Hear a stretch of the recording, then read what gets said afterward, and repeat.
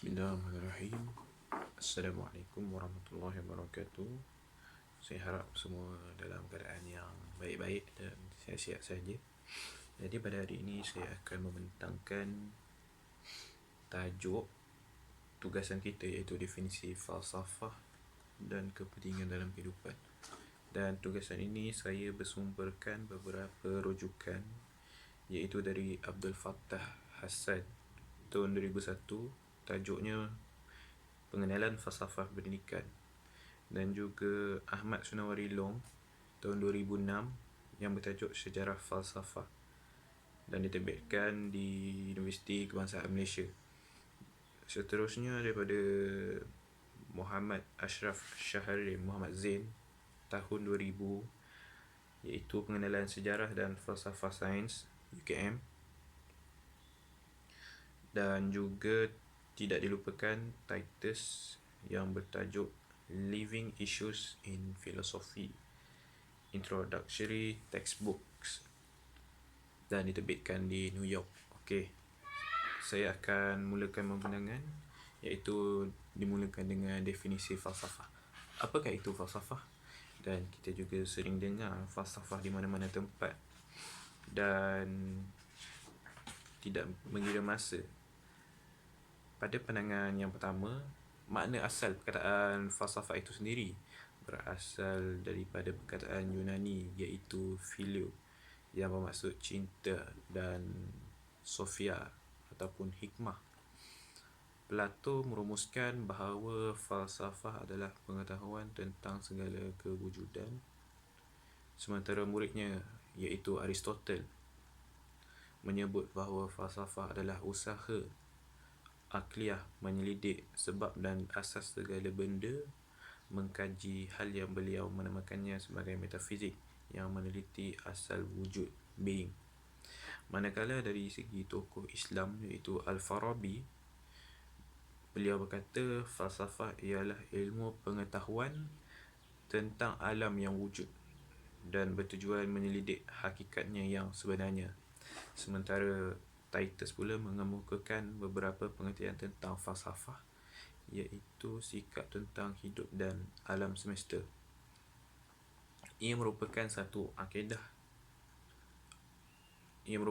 kaedah pemikiran reflektif dalam penyelidikan akliyah, satu peringkat memahami masalah, dan satu peringkat teori atau sistem fikiran dalam usaha mencari kebenaran. Ibn Rushd pula menjelaskan bahawa falsafah ialah penyelidikan tentang alam wujud dan memandangnya sebagai jalan untuk menemui Maha Pencipta segala ciptaan. Manakala Ibn Tufail menegaskan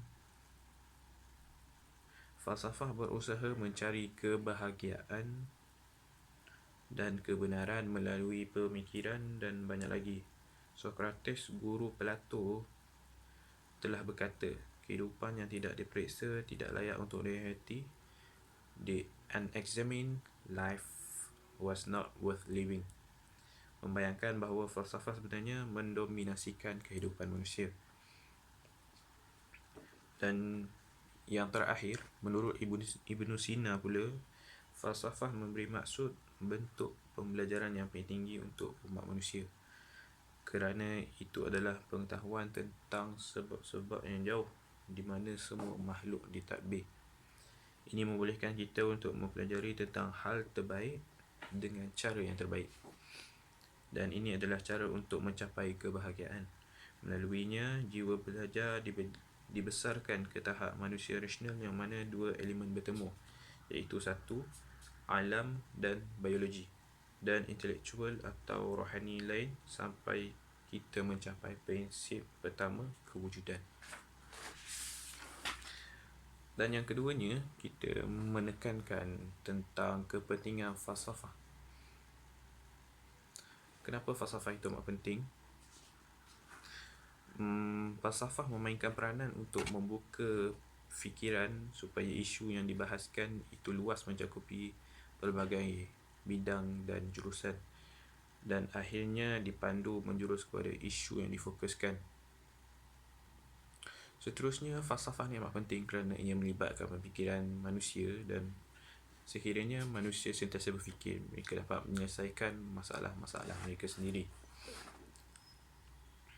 Dan falsafah juga penting dalam kehidupan bagi mengelakkan mereka membuat perkara yang bukan baik, dan yang melibatkan perkara yang buruk, dan seterusnya. Mereka boleh mengelakkan daripada melakukan perkara tersebut. Dan seterusnya, kita boleh lihat falsafah ini amat penting untuk mencapai kebahagiaan. Sebab apa? Sebab dengan falsafah kita dapat mencari pekerjaan, kita dapat berfikir, kita dapat pergi mencari kerja, kita dapat berbual dengan orang, dan seterusnya dapat memikirkan idea yang benar dalam menjalankan sesuatu pekerjaan. Dan ia amat penting dan haruslah dititik beratkan, tidak mengira umur, agama dan juga pangkat. Falsafah ini amat penting. Dan pada yang seterusnya, apakah falsafah mempunyai berkaitan dengan kehidupan manusia? Dan kita boleh tengok daripada sudut pandangan ahli falsafah, Plato memberi perhatian kepada persoalan kehidupan ini dalam karya beliau iaitu The Republic.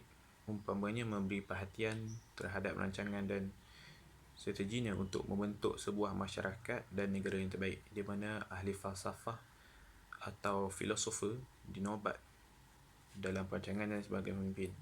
Maksudnya ahli falsafah ini amat penting. Jadi, dan ia amat berkait rapat dengan kehidupan manusia dalam menjalankan dan membangunkan suatu masyarakat yang gemilang. Seterusnya, kita boleh tengok daripada ahli Greek iaitu Aristotle. Beliau telah memilih dan mengenal pasti satu pentadbiran dan pengurusan yang baik melalui memberikan perlembagaan yang ada pada waktu itu. Menurut Ibnu Sina, beliau menekankan kepentingan hidup beragama dan kepatuhan kepada undang-undang sebagai antara syarat untuk membentuk kehidupan yang lebih bahagia.